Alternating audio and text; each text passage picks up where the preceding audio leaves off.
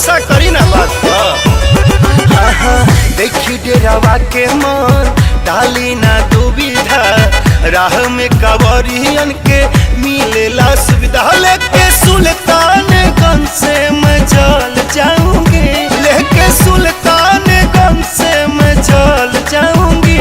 जी सुनी के सवा के मम्मी के संगे पैदल जाऊंगी, नंदन चुनुआ के मम्मी के संगे ये सैया निकल जाऊंगी। चल रहुआ तनी मान जाई, बतिया के जान जाई, रुपया पैसा के तनी ना विचार करी, एक बार देव घर जाए के विचार करी। कह तनी बाबा जी से तनी मुनी प्यार करी, प्यार करी, प्यार करी, प्यार करी, प्यार करी, प्यार करी, प्यार करी, प्यार करी। सुनिए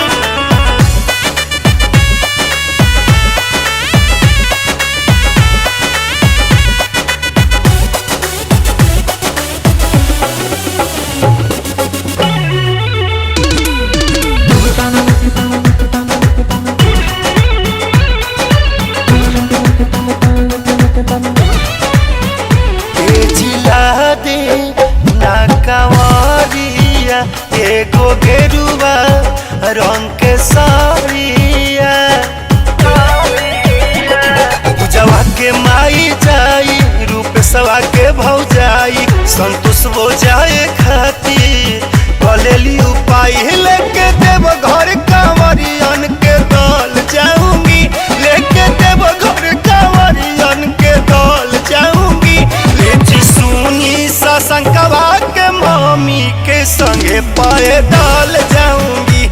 हे जी सुनी अखिलेशवा के मम्मी के संगे पैदल जाऊंगी, पैदल जाऊंगी, पैदल जाऊंगी, पैदल जाऊंगी।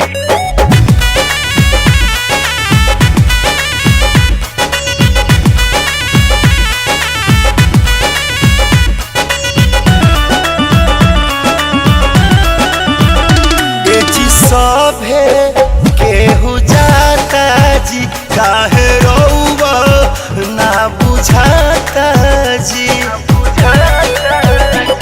मुनवा बोझी त पड़ल, नेहवा मरद से लड़ल, अजय बच्चन भोके नशा देव घर के चढ़ल। बात नहीं मानब तक के छल जाऊंगी, बात नहीं मानब तक के छल जाऊंगी।